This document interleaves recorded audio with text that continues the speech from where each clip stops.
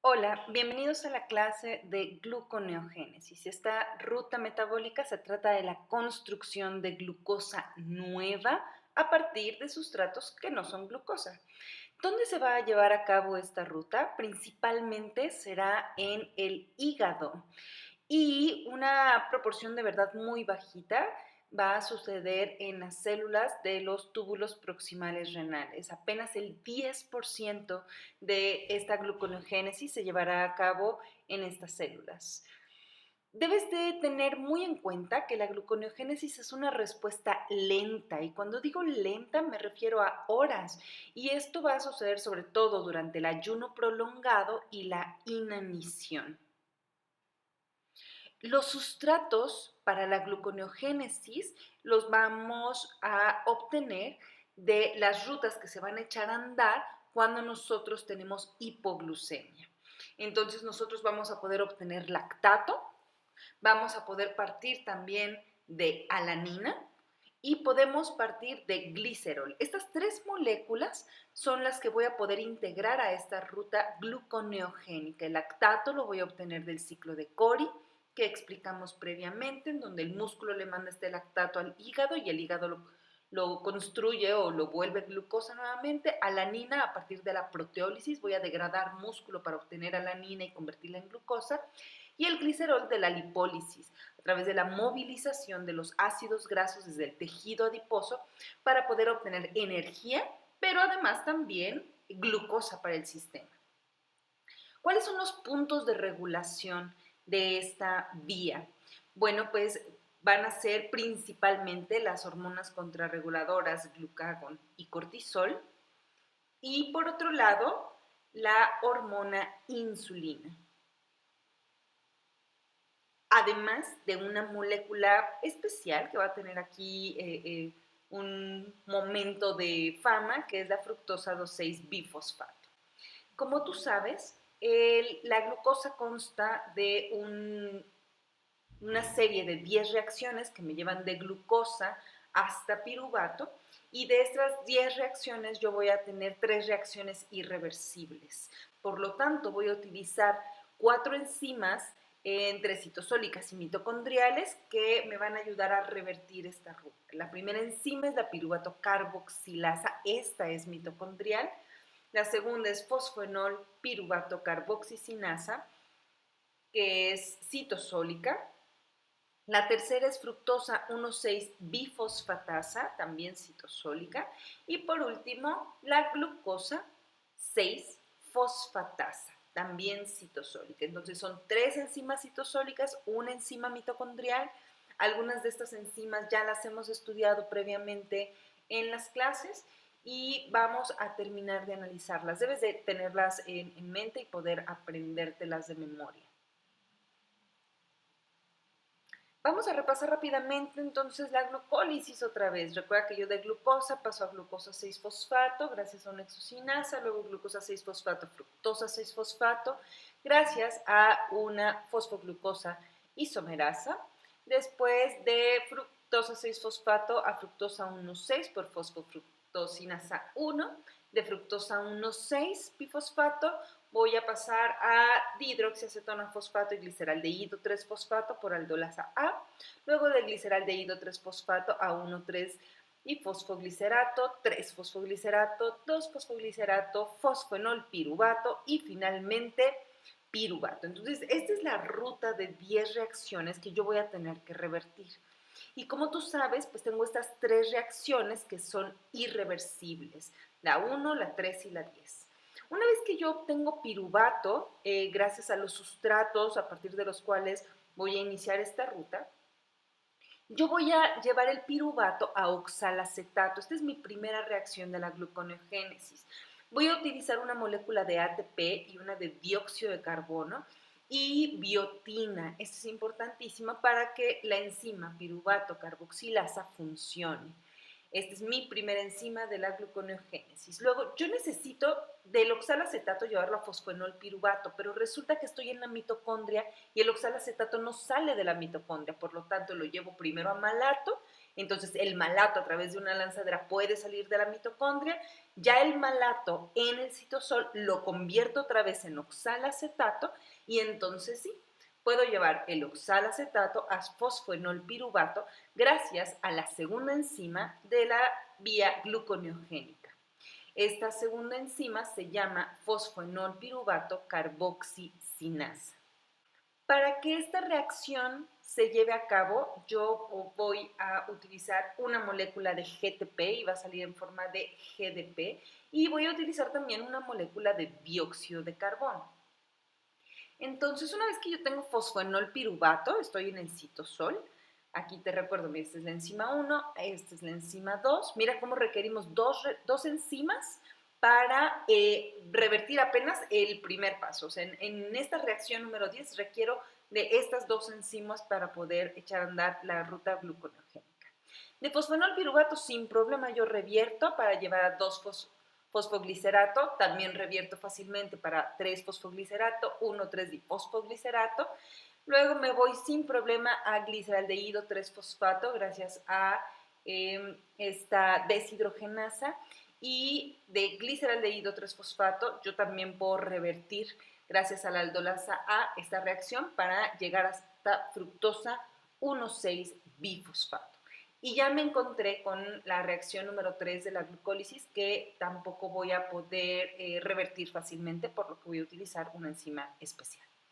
Pero quiero tomarme este momento para ligarte cómo el glicerol se integra a esta vía, porque bueno, para ti debe ser sencillo pensar que lactato, fácilmente por lactato deshidrogenasa regreso a piruvato, que si parto de alanina, pues también a través de alanina aminotransferasa llego a piruvato, pero ¿qué onda con el glicerol? Probablemente para algunos de ustedes no sea tan claro cómo llego de glicerol 3-fosfato y me integro a la vía gluconeogénica.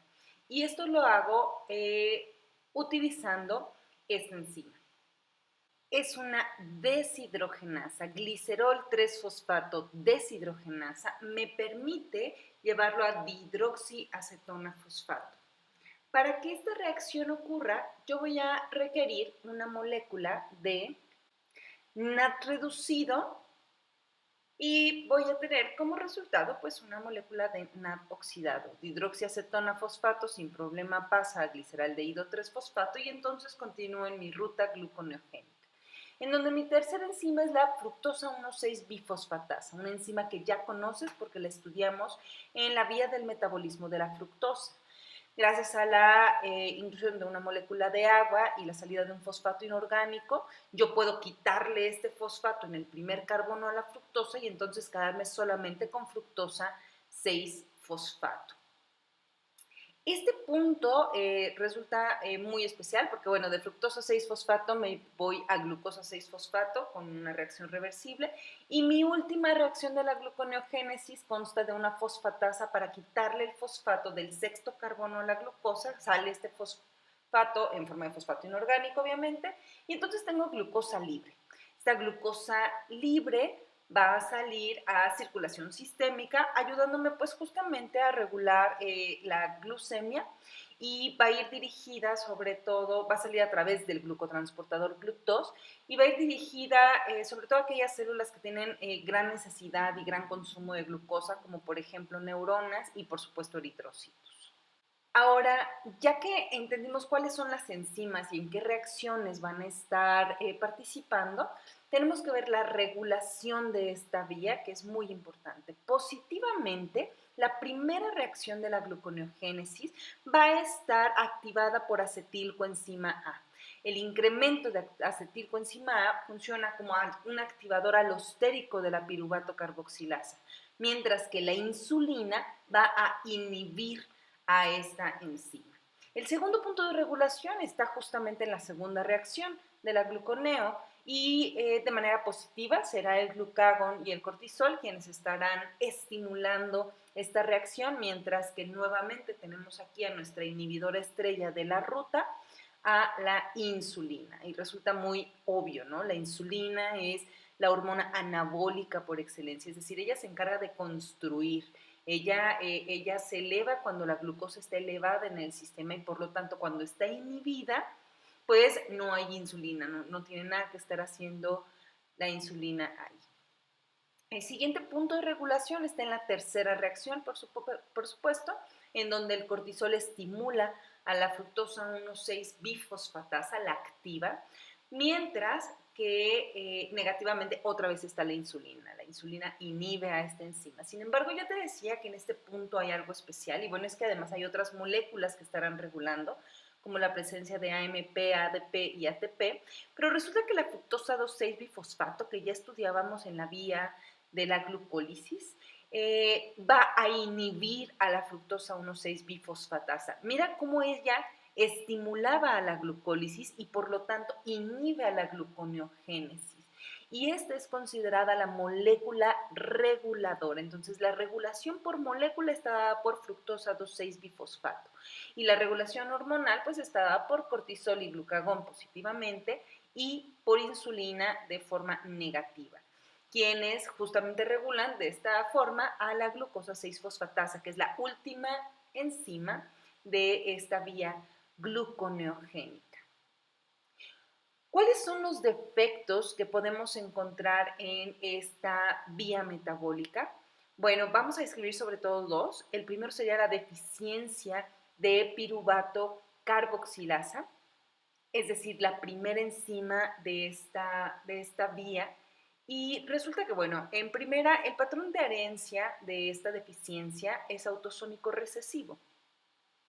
El gen que codifica para esta enzima se encuentra en el brazo largo del cromosoma 11, locus 13.4-13.5. Cuando hay deficiencia de esta enzima, podemos encontrar tres presentaciones clínicas diferentes.